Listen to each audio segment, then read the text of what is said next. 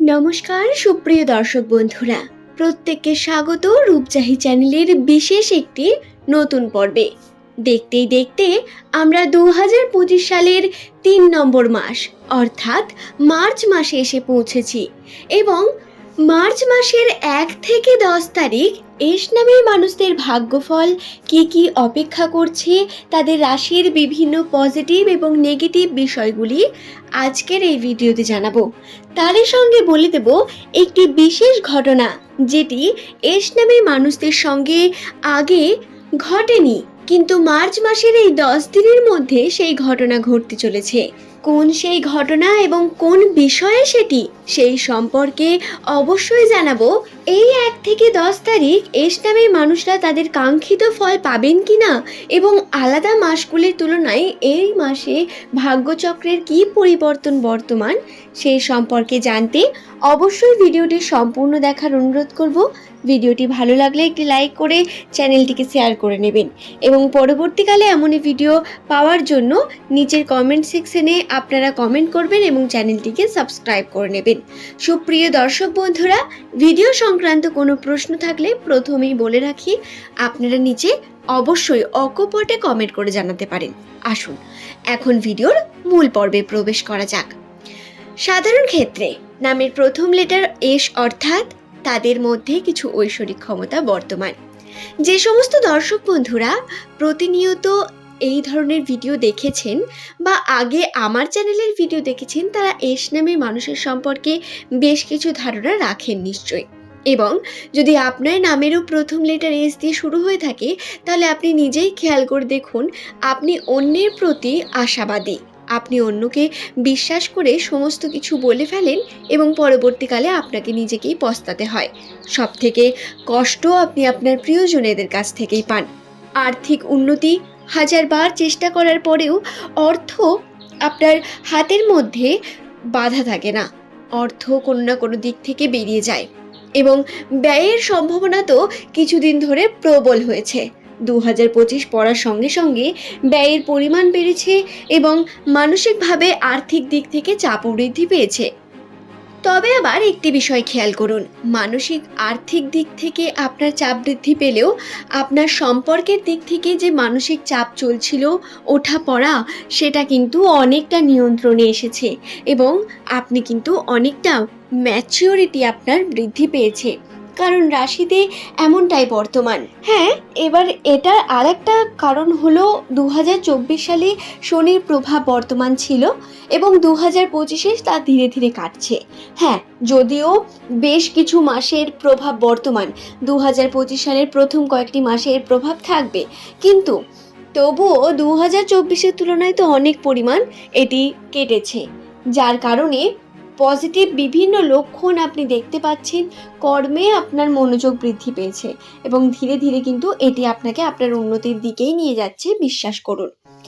তো মার্চ মাসের 1 থেকে 10 তারিখের কথা যদি আমরা বলি, তাহলে 10 তারিখ একাদশী তিথি পড়েছে এবং 1 থেকে 10 তারিখ এই 10 দিনের মধ্যে এস নামে মানুষেরা যদি কোনো শুভ কর্মকে শুরু করেন, যদি শুভ কোনো কার্য করেন বা কার্যের মধ্যে যদি উন্নতি সাধন করতে চান, তাহলে তাতে সম্পূর্ণ পজিটিভ লক্ষণ বর্তমান। আপনারা নির্দ্বিধায় যে কোনো নতুন কার্যকে শুরু করতে পারেন।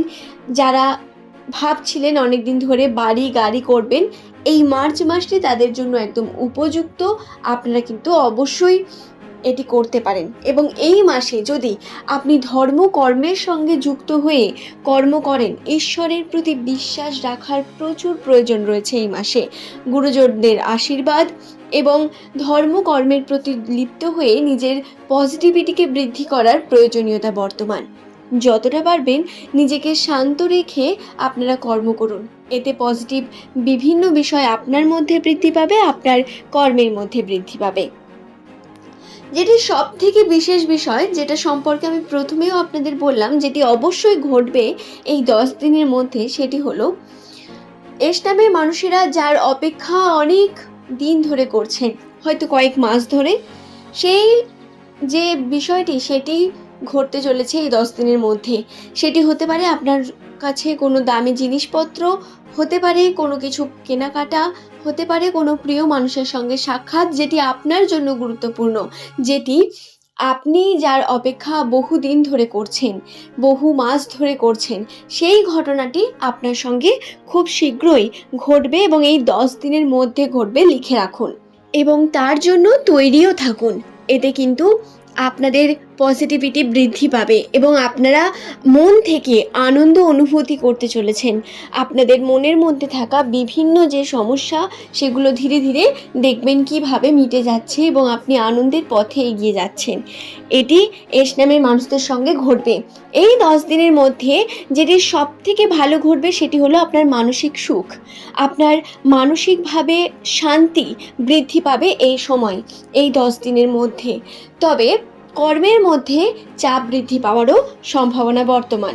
যদি আপনি কর্মের মধ্যে যুক্ত হন এবং বিশেষত যারা ব্যবসা বাণিজ্যের সঙ্গে যুক্ত আছেন বা পড়াশোনা করছেন, তাদের বলি, তাদের কিন্তু একটু চাপ বৃদ্ধি পাবে এবং পড়াশোনার ক্ষেত্রেও কিন্তু একটা কম্পিটিশনের দিক থেকে ভালো প্রতিযোগিতামূলক পড়াশোনায় ভালো উত্তীর্ণ হওয়ার সম্ভাবনা রয়েছে, অর্থাৎ আপনারা ভালো রেজাল্ট করবেন, ভাগ্য আপনার সঙ্গে রয়েছে।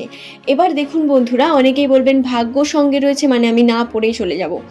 এটা কিন্তু হয় না। ভাগ্য প্লাস কর্ম সমান ফলাফল। সুতরাং ভাগ্য থাকলেই শুধু হবে না, আপনাকে কর্মও করতে হবে। তো মনোযোগ সহকারে যে কার্যটি করছেন তাতে মনোযোগ সহকারে করুন, টাইমটাকে বেশি করে দিন তার প্রতি। এমনিতেই আপনার তাতে উন্নতি হবে এবং ভাগ্য আপনার সহায় রয়েছে।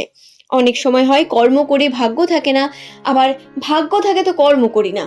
এই বিষয়টা হওয়ার যাতে কোনো রকম আশঙ্কা না থাকে, এটি সুনিশ্চিত করুন। যেহেতু ভাগ্য আপনার সঙ্গে রয়েছে, তাই কর্মকেও সঠিকভাবে করার চেষ্টা করুন।